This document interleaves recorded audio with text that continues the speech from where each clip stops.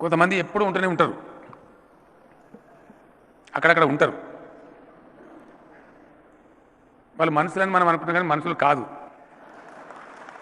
మనుషుల రూపంలో ఉంటారన్నమాట.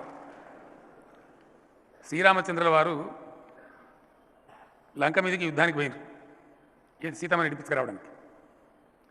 యుద్ధం అయిపోయింది, ధర్మం గెలిచింది కాబట్టి సీతమ్మ వారిని తీసుకొని తిరిగి వస్తున్నారు. యుద్ధం జరిగేటప్పుడు అప్పుడు ధర్మయుద్ధం, గంట మోగితే ప్రారంభం చేయాలి, గంట మోగితే మళ్ళీ బంద్ చేయాలి. రోజు సాయంత్రం బంద్ చేసేవారు. సమీక్ష చేసుకునేది ఎట్లా ఉన్నారు ఏమైందని.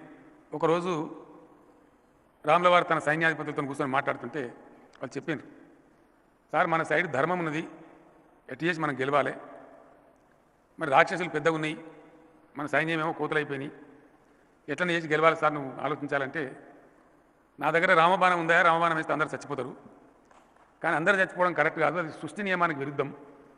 ఏం చేయాలంటే నువ్వే దేవుని నువ్వు ఎట్లన్నా సంభాలించుకో, మొత్తం మీద మనం గెలిచినట్టు చేయమని చెప్తే శ్రీరాముల వారు ఆ బాణం తీసి రామబాణం వేసి రావణాసురంతో సహా మొత్తం చచ్చిపోయి, కానీ విజయం సాధించి రిటర్న్ వస్తున్నారు. కొద్ది దూరం వచ్చేటప్పటికి మధ్యలో ఎవరైతే సగం ఆయుష్తో చచ్చిపోయినటువంటి అర్ధాయుష్తో చచ్చిపోయినటువంటి రాక్షసులరో వాళ్ళందరూ ఎదురు తిరిగింది. అయ్యా శ్రీరామచంద్రమూర్తి, మరి నువ్వు రామబాణం వేస్తేవి, దాన్ని గౌరవించి మేమంతా చచ్చిపోతుంది, మరి మా సగం ఆయుష్ సంగతి ఏంది? ఏం పర్వాలేదు, కలియుగంలో మీరు ఊరుకో నలుగురు చొప్పున కొట్టి మందిని మీకు తినండి.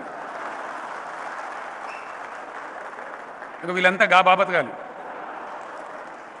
తెలియక మనుషులను మనం అనుకుంటున్నాం.